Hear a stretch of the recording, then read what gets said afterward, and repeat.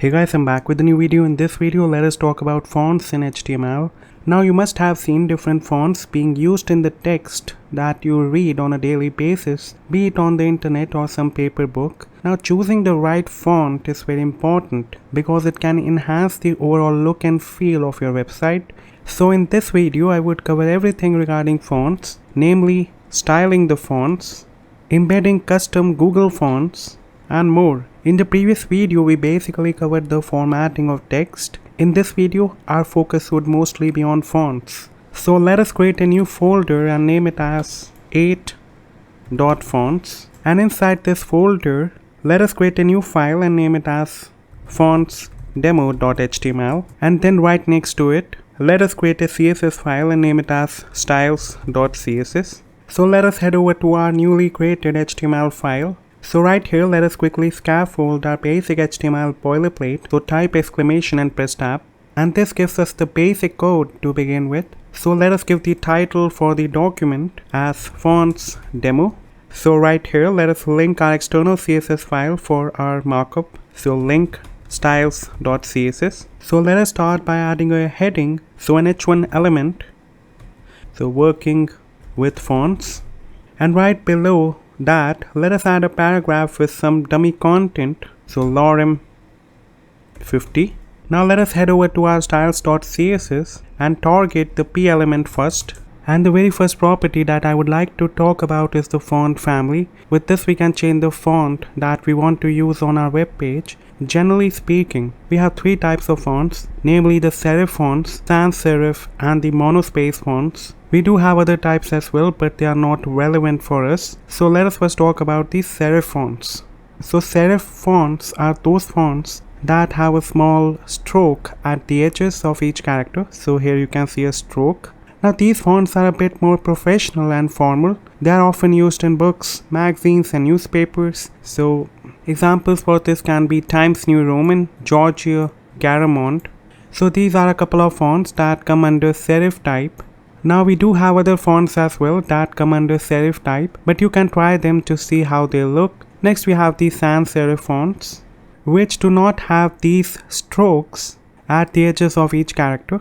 These fonts are more modern and they give us a minimalistic look to our text.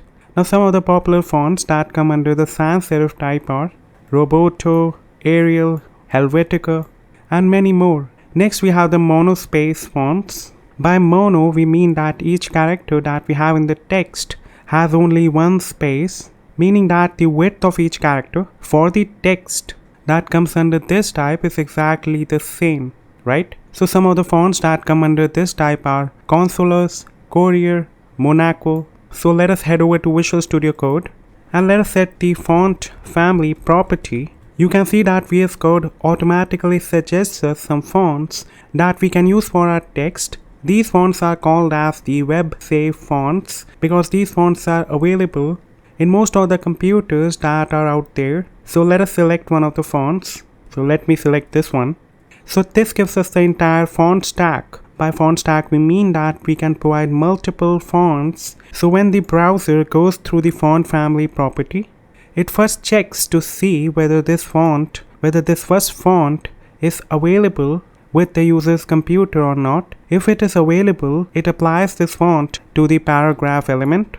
Else it will look at the next font in line that is there in the font stack, which is Arial Narrow. Now if this font is available, it is going to be applied. Else the browser will look for the next font that is in line, which is Arial. Else the browser will look for the next font that is there in the stack. Now this is how it goes. The last font that you can see is a more generic one, which can either be serif, sans serif, or monospace. The actual font that will get applied in case of sans serif will vary across computers. So this decision is taken by the browser itself. So let us give this a preview in the browser to see what we get. So you can see that the font for the h1 element does contain these strokes. So it's a serif font as we discussed. And let me click on inspect. Now for the paragraph element, you can see that this is a sans serif font because the characters do not have the edges or strokes that I was talking about.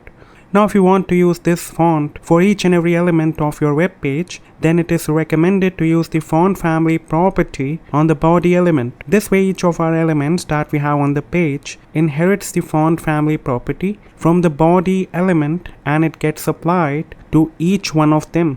Next, let us head over to Visual Studio Code and let us set the font weight CSS property, using which we can set the weight of the font. So higher the value of font weight that you specify, more bold the text is. So for this we have a bunch of numbers.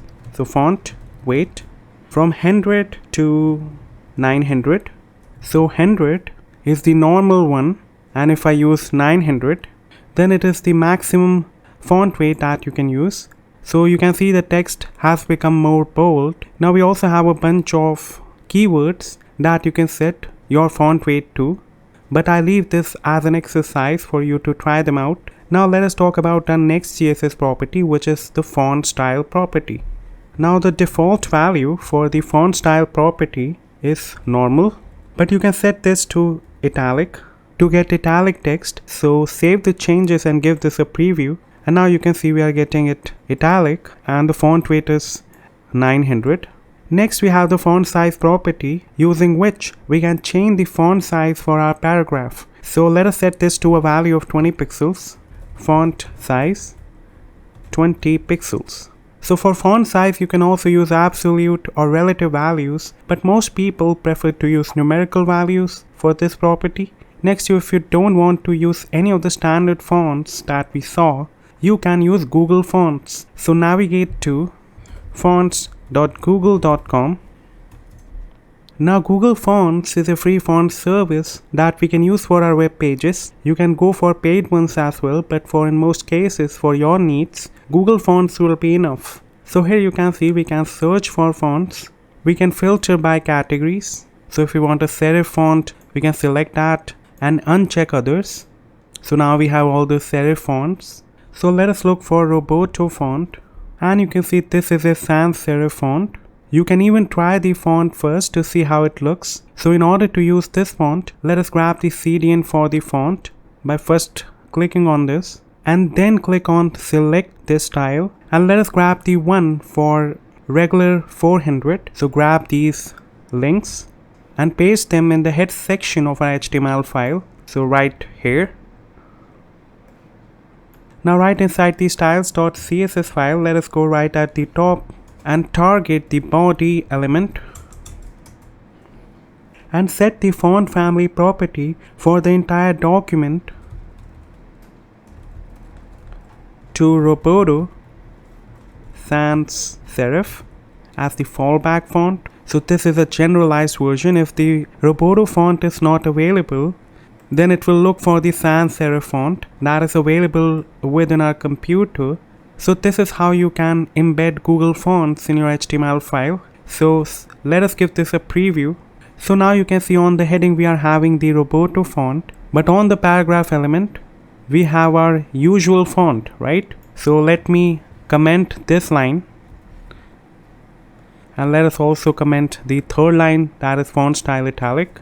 And now you can see the entire body element, which is the H1 element and the paragraph element, are now using the Roboto font. Now let us talk about sizing of fonts in HTML. Now just a while back we saw that using the font size property, we can change the font size of our text. Here for the font size, we can make use of an absolute value or a relative value. It is recommended to not use pixels for setting the font size of our text, and the reason behind this is that pixels are not considered consistent across devices. For example, mobile devices allow pixels to shrink so that more pixels can be made to fit on the screen, and as a result everything looks sharp on these devices. Therefore, we cannot stick to pixels for font sizes always. So a text of 20 pixel font size can appear different across different devices. So here we can use relative units. So what relative units we can use here? We can use the percent units, rems or ems. Generally it is preferred to use rems for setting the font sizes. So for the body element, let us set the font size to 1 rem, and this comes out to be equal to 16 pixels. Just remember the default size of the HTML element is 16 pixels in the browser. So 1 rem is equivalent to 1 times this default value, and hence it gives a font size of 16 pixels. So if we take the font size to say 2.5 rems, then in that case the equivalent value for that in pixels would be 2.5 into 16, which comes out to be 40 pixels, right? So this was all I wanted to cover about fonts in this video. If you liked the video, do give it a thumbs up or comment down below if you have any query. Don't forget to subscribe to the channel, and I will see you guys in the very next one.